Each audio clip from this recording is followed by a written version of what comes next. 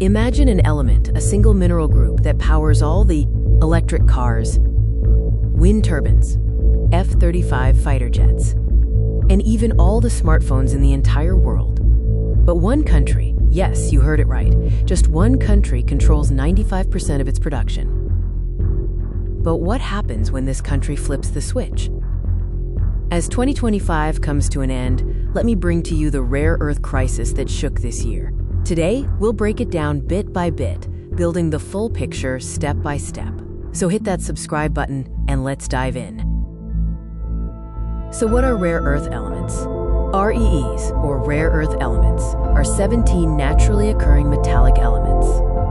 They can be viewed in a periodic table, as you can currently see on your screen. Despite their name, they are not actually rare. In fact, cerium is the 25th most abundant crustal element, more common than copper. So where does the rare part come from? They are not geologically rare. They are rarely formed in concentrated mineable deposit. They need insanely complex chemistry to separate them out. Thus, we can say that they're commercially rare. If you are wondering what makes rare earth elements so tough to extract, then let me explain. Their geochemistry makes them stick together with radioactive elements such as thorium and uranium, creating huge processing headaches. Separating them out means following thousands of sequences of chemical processes. But does that mean that all 17 elements are equally tough to extract? No, not at all. Based on the difficulty of extraction, rare earth elements are divided into two categories: light REEs and heavy REEs. As you must have understood already, light REEs are more abundant globally, while heavy REEs are scarce and also costlier to extract. And also, they are mostly logged in China and Myanmar.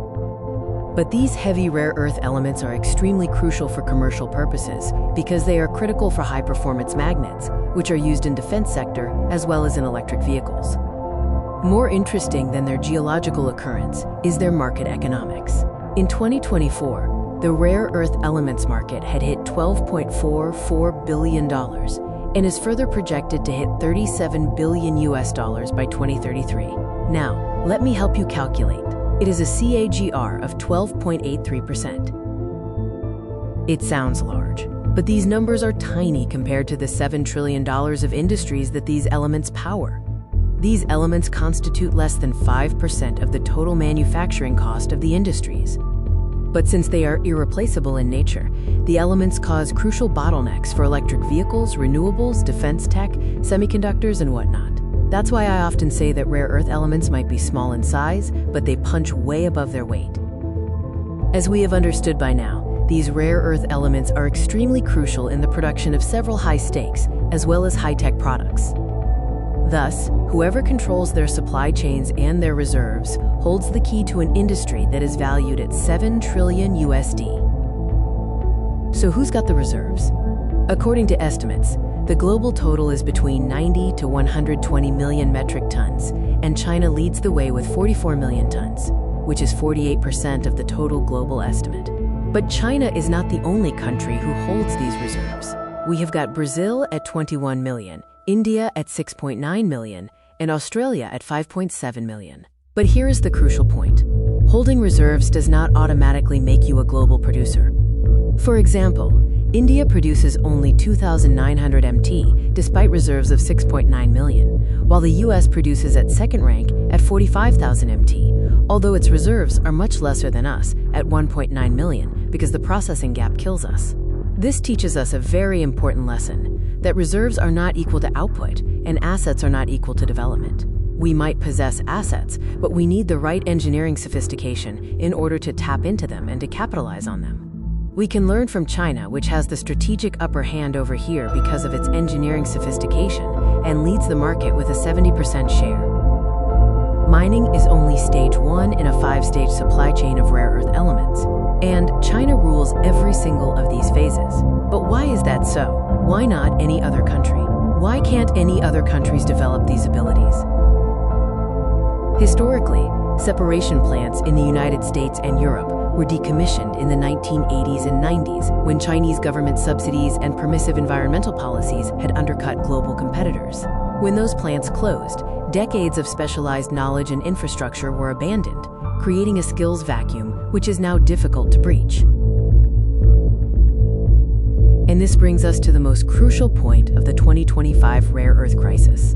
The United States notably lacks commercial capacity to separate rare earth concentrates into oxides at scale. Yes, we have discussed that they do mine them, that they are at second position in production. But these concentrates, which are mined, cannot be processed in the U.S. Thus, the U.S. ships them to China for processing, and this structural dependency became a national security liability during the 2025 crisis. But before we discuss any sort of crisis, we have to discuss Myanmar. Why, you ask? Because 70% of China's raw material inputs are sourced from Burmese deposits. Satellite imagery shows rare earth mines in Myanmar increased 8-fold since 2015. These are concentrated in Kachin State and in Shan State, which are controlled by the KIA, Kachin Independence Army, that has de facto autonomy. Why do you think that this state is so profitable in mining? Because mining costs in Myanmar are estimated at 1/7 of Chinese costs due to minimal environmental regulation and abundant labor, making Myanmar operations highly profitable for Chinese firms. In 2025 alone, Myanmar exported 13,000 tons of rare earth oxides to China in just 5 months, representing approximately 29% of China's estimated annual imports. The crucial point is that India has begun directly engaging with the KIA to explore alternative sourcing arrangements, recognizing the strategic importance of securing Myanmar supplies independent of China. Have you ever wondered what happens when a single country controls more than 95% of supply chain of elements that power $7 trillion worth of industries? Yes, you are right. A crisis happens. And this is what happened on 4th April, 2025, when China announced export controls on 7 medium and heavy rare earth elements without prior notice, effective immediately. 1st July 2025, it implemented a ban on exports of rare earth alloys, magnets, and refined chemical mixtures. 9th October 2025, it dramatically expanded restrictions, adding 5 additional rare earth elements and introducing extraterritorial jurisdiction, requiring export licenses for products manufactured outside their borders using their rare earths or their technologies. Export permits require 45 to 60 days of approval, creating artificial delays. This extraterritorial scope represented an unprecedented assertion of economic sovereignty, effectively extending Chinese control beyond its borders to regulate global manufacturing using Chinese inputs. And the world changed after that one single announcement that happened on the 4th of April. Economic shockwaves were massive.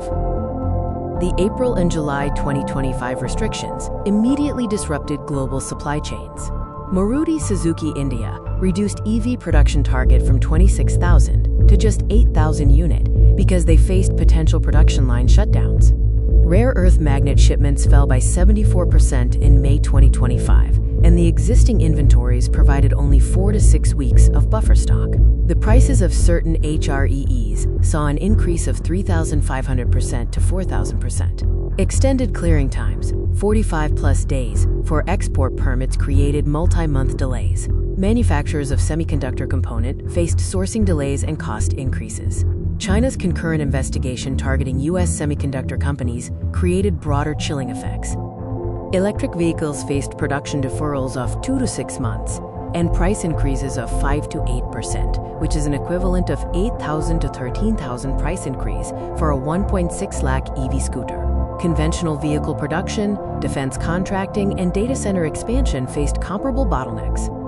The NATO countries formally classified rare earth as strategic minerals and initiated emergency stockpiling programs. And do you know what the funny part is?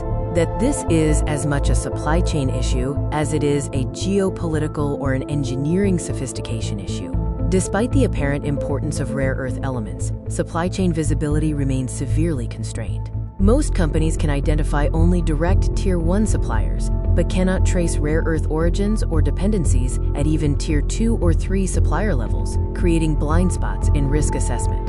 This opacity prevents companies from accurately assessing exposure to disruption, hedging strategies, or negotiating alternative sourcing arrangements. This story has several different tangents to it, and each one of them are extremely deep. In fact, so deep that an entire video can be created on each of those topics.